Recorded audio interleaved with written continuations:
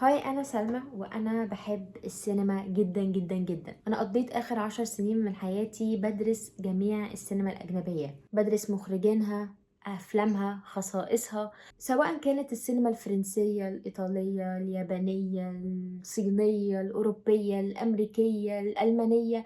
أي سينما موجودة أجنبية فأنا غالبا اتفرجت عليها. ولكن في حاجة مهمة قوي أنا نسيتها، وهي السينما المصرية. السينما المصرية من أهم السينمات العربية الموجودة، ولكن للأسف بسبب إن أنا مواليد الألفية التانية، وبسبب إن أنا عشت معظم حياتي برا مصر، فأنا ما كبرتش والسينما المصرية في دمي.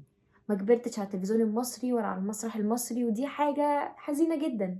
فأنا قررت إن أنا هشوف جميع الأفلام والمخرجين والممثلين المؤثرة على السينما المصرية واتكلم معاكم عليهم. اولا عشان افهم السينما المصرية اكتر، عشان افهم اللهجة المصرية اكتر، لان احنا كلامنا كله عبارة عن كلمات وافيهات من افلام. واهم حاجة عشان افهم نفسي اكتر، لان السينما ايه غير شوية قصص انسانية. المنظور الجديد اللي انا هضيفه هو خبرتي البسيطة المتواضعة في السينمات الاخرى، ان احنا نقدر نشوف ازاي السينما المصرية اثرت عليهم، وازاي السينمات الاجنبية اثرت على السينما المصرية. قبل ما اعمل الفيديو ده عملت استفتاء بسيط للناس اللي حواليا من اعمار مختلفة ومن ثقافات مختلفة: مين اهم فنان في السينما المصرية؟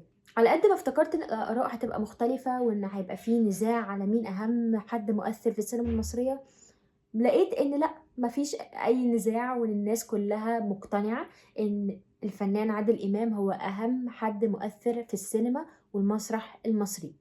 للاسف انا ما حصليش الشرف ان انا اشوف اي فيلم او مسرح لعادل امام قبل كده، ولكن ده كله هيتغير. السؤال التاني اللي انا سالته لهم: ايه اهم اعمال عادل امام، وايه العمل الاولاني والاهم اللي انا المفروض ابتدي بيه؟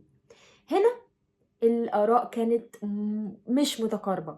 في اللي قال الارهاب والكباب، في اللي قال لا المسرح بتاعه اهم بكتير، ولكن في فيلم معين الناس كلها اجمعت ان ده من افضل اداءات عادل امام، وهو ده الفيلم اللي انا هبتدي فيه، وهو فيلم الحريف لمحمد خان.